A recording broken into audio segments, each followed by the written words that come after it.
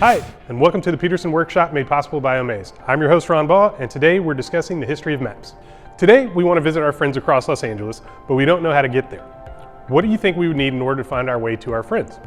That's right, we need a map. Nowadays, most people have a map on their phone, and it will give them directions anywhere they might want to go. But we haven't always had phones to read directions out loud. Before phones, people used to use paper maps to show them how to get from place to place. Our roads have not always looked the same, and that means our maps have not always looked the same. Today, on this episode of the Petersen Workshop made possible by Omaze, we're going to explore the history of road maps with me, your host, Ron Baugh. As long as there have been roads, there have been road maps. People needed to know where the roads were and where they went so that they could get around. However, many early maps were not very accurate. They failed to show the exact route of the roads or the conditions of the roads. What do you think early roads were like? Do you think they were always paved? Definitely not. Most early roads were just trails that had been widened to allow carts through. You think it'd be easy to drive on a dirt road? What about if it had just rained? The dirt roads definitely made driving around difficult. Who do you think made these early maps? Many of the maps and directions were provided by the people who lived in the area. Think about your neighborhood. Do you think that you could tell someone about all of the roads and landmarks in your neighborhood? Exactly. The local people knew the conditions of the roads and where certain issues might arise, like a big pothole or a fallen tree.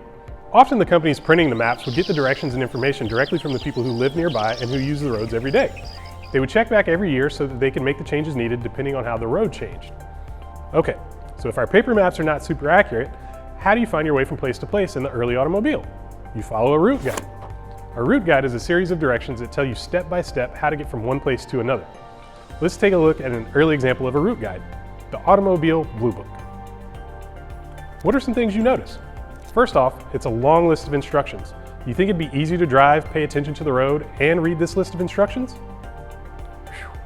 That seems really difficult to me. So many drivers needed a passenger who could read the instructions and make sure that the driver didn't get lost. Second, there are mileage numbers after every instruction. What does that mean? Mileage means the distance the car goes before performing the next instruction. Mileage is tracked with an odometer. Can you say that word with me? Odometer. Very good. The odometer tracks the mileage of the car for you.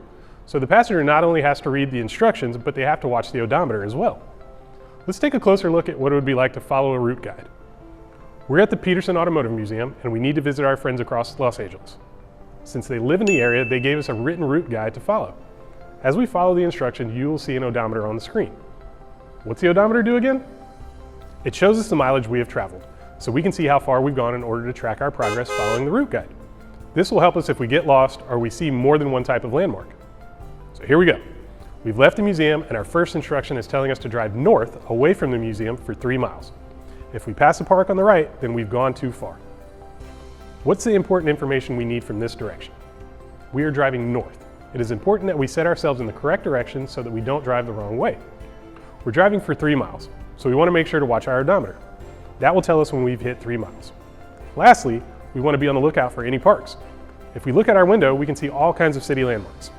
Oh, look, we just passed a park. Oh no, did we go too far? Let's look at our odometer. We were supposed to drive for 3 miles. How far have we driven? We've only driven for 2 miles. That means we still need to drive for 1 more mile. It's okay that we've passed that park because we have not yet reached our turn. Okay, before we hit 3 miles, let's take a look at our next direction.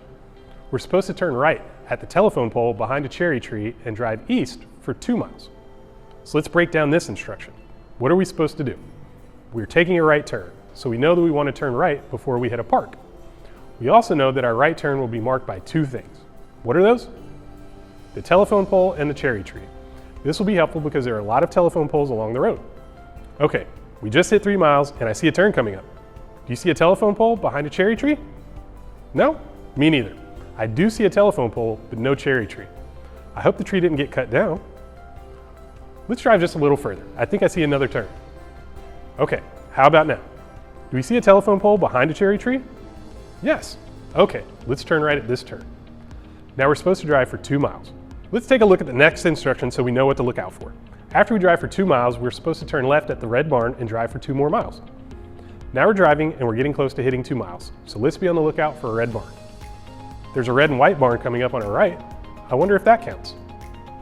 Well, there's only one way to double check. We need to use our odometer. We just hit 2 miles and I don't see another turn coming up soon, so I think this is our turn.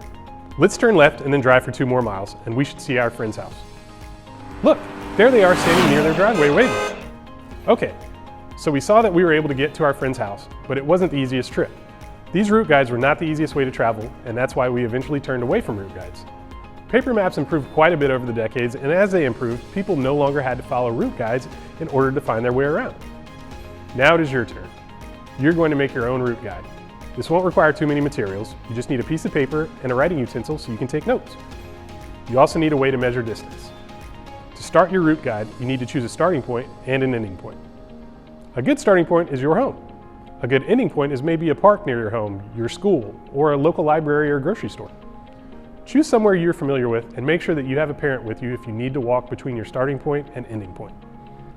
Next, you want to walk or drive between your starting point and ending point and find landmarks that stand out.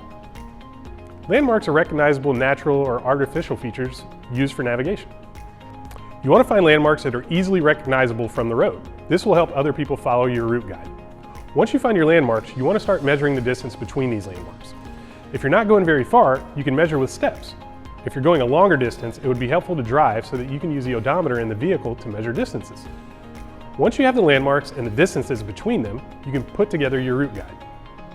Your finished route guide will be a list of steps that will help someone find their way between your starting point and your ending point. Have a parent or friend try to find their way using your route guide to test it out. Next time you or your parents use GPS to find your way, think about how difficult it used to be to travel.